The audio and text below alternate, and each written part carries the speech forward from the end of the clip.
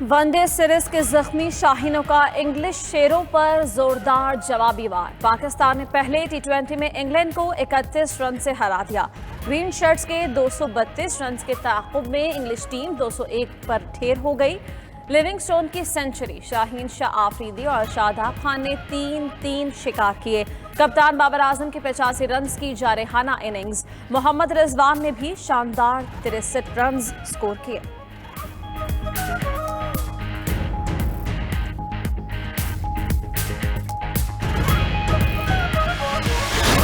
مکہ مکرمہ آمد کا آغاز آج سے ہوگا۔ ہفتے اور اتوار کے درمیانی رات سے مناسک حج کی ادائیگی شروع ہو جائے گی۔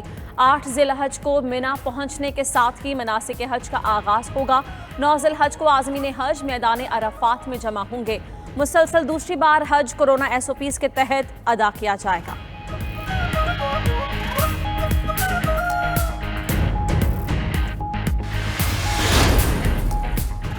امریکہ نے ہیکنگ کے الزام میں روس پر پابندیاں لگا دی۔ خبر ایجنسی کے مطابق 4 روسی انفارمیشن ٹیکنالوجی کمپنیوں اور 2 اداروں پر پابندیاں عائد کی گئیں۔ امریکی محکمہ خزانہ نے ہانگ کانگ میں جمہوریت کو نقصان پہنچانے کے الزام میں 7 اعلیٰ چینی عہدیداروں پر بھی پابندیاں لگا دیں۔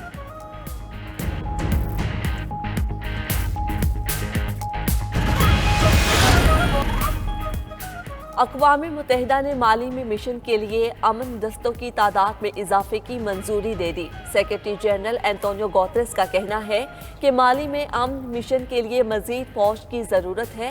مزید 2069 اہلکاروں کی تعیناتی ضروری ہے۔ اضافی فوجیوں کی مدد سے شہریوں کی جان بچانے میں آسانی ہوگی۔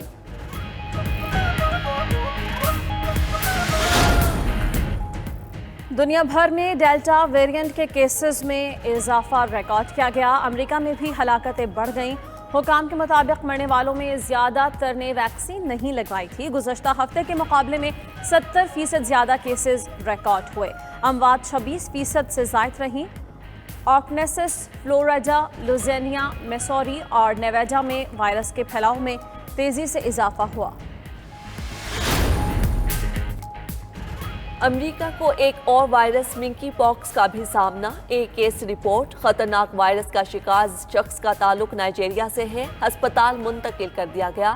حکام کے مطابق امید ہے کورونا احتیاطی تدابیر پر عمل درآمد کے باعث وائرس کسی اور کو منتقل نہیں ہوا۔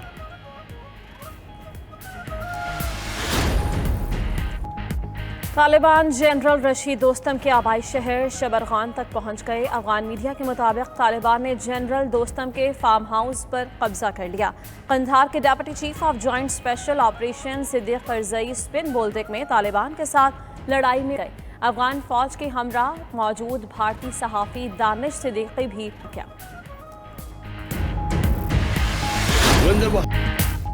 وزیر اعظم عمران خان نے افغان صدر اشرف غنی کو آئینہ دکھا دیا۔ وسطی اور جنوبی ایشیائی رابطہ کانفرنس سے خطاب کرتے ہوئے کہا، اشرف غنی کی طرف سے پاکستان پر الزامات سراسر بے بنیاد ہیں۔ افغانستان کی صورتحال کا ذمہ دار پاکستان کو ٹھہرانا ناانصافی ہے۔ دنیا میں کوئی ملک افغان امن کے لیے سب سے زیادہ کوششیں کر رہا ہے تو وہ پاکستان ہے۔ طالبان فتح کے قریب ہیں، پاکستان کی کیوں سنیں گے؟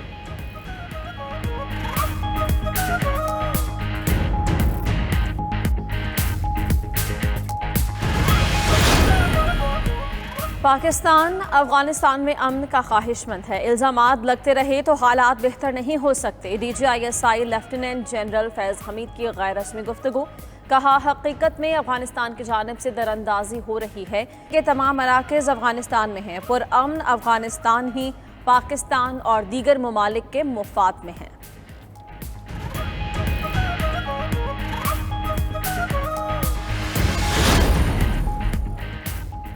پاکستان نے افغان نائب صدر کے الزامات سختی سے مسترد کر دیے۔ ترجمان دفتر خارجہ نے کہا، افغانستان نے چمن کی دوسری جانب اپنی سرحد میں فضائی آپریشن سے آگاہ کیا۔ پاکستان نے مثبت رد عمل میں افغان سرزمین پر کسی بھی کارروائی کو افغان حق قرار دیا۔ حالات کے پیش نظر اپنے فوجیوں، آبادی کے بچاؤ کے لیے حفاظتی اقدامات کیے گئے۔ پاک فضائیہ نے افغان فضائیہ کو کوئی پیغام نہیں پہنچایا۔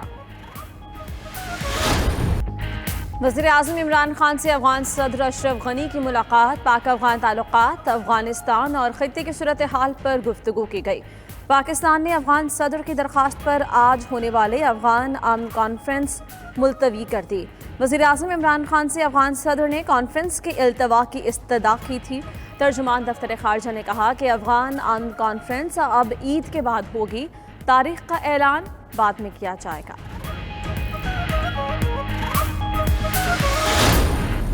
अगर धुंध ना छाई जुलाई के महीने में, इलेक्शन तो मुस्लिम लीग नून ही जीत रही है।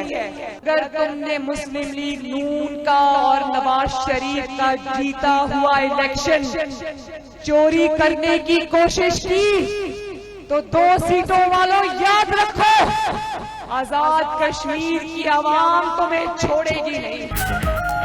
जुलाई में धुंध ना छाई तो नून लीग जीतेगी। मरीम नवाज का आज़ाद कश्मीर की मुहिम से खिताब, कहती हैं दुनिया ने देख लिया आज़ाद कश्मीर में सिर्फ नून लीग है। नून लीग का इलेक्शन चोरी किया तो छोड़ेंगे नहीं। नून लीग अब पुरानी वाली जमात नहीं रही। इलेक्शन चोरी हुआ तो इमरान खान का बहुत नुकसान होगा। इमरान खान की नालायकी और करप्शन से महंगाई बढ़ी।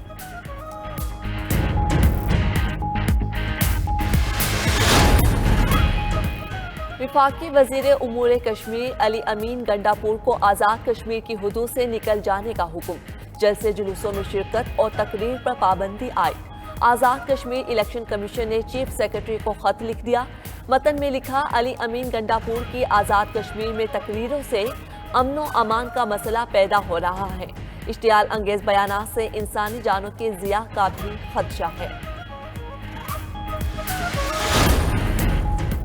वज़ीर आज़म इमरान खान का चीनी हममनसब से टेलीफोनिक राबता, कहा चीनी शहरियों, मंसूबों और इदारों की हिफाजत अव्वलीन तरजीह है। दुश्मन क़ुव्वतों की बरादराना ताल्लुकात को नुकसान पहुँचाने की इजाज़त नहीं देंगे। दासू वाक़े की तहकीकात के लिए चीनी माहिरीन की टीम इस्लामाबाद पहुँच गई। टीम आज दासू का दौरा करेगी। पाकिस्तानी सिक्योरिटी माहिरीन ब्रीफिंग देंगे। हैदराबाद के सिविल अस्पताल के जेल वार्ड से 3 कैदी फरार, फुटेज मंजर-ए-आम पर। तीनों कैदी अस्पताल के जेल वार्ड की पिछली साइड की खिड़की तोड़कर फरार हुए। पुलिस का बताना है कि 2 मुलजिम बाबर लाखू, इरफान बलेदी गिरफ्तार। तीसरा मुलजिम मोहसिन मसीह ताहाल मफरूर है।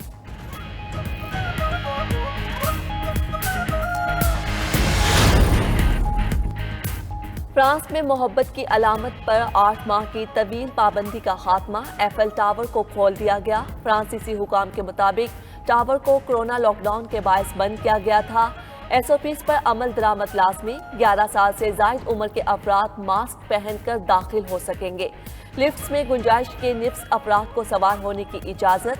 एफएल टावर को दूसरी अजीम के बाद सबसे तवील अरसे के लिए बंद किया गया था। और T20 वर्ल्ड कप में पाकिस्तान और भारत एक ही ग्रुप में शामिल। आईसीसी ने वर्ल्ड कप के लिए टीम्स के ग्रुप तश्कील दे दिए। ग्रुप 2 में पाकिस्तान और भारत के अलावा न्यूजीलैंड और अफगानिस्तान भी शामिल। 2 टीम्स क्वालिफायर होंगी।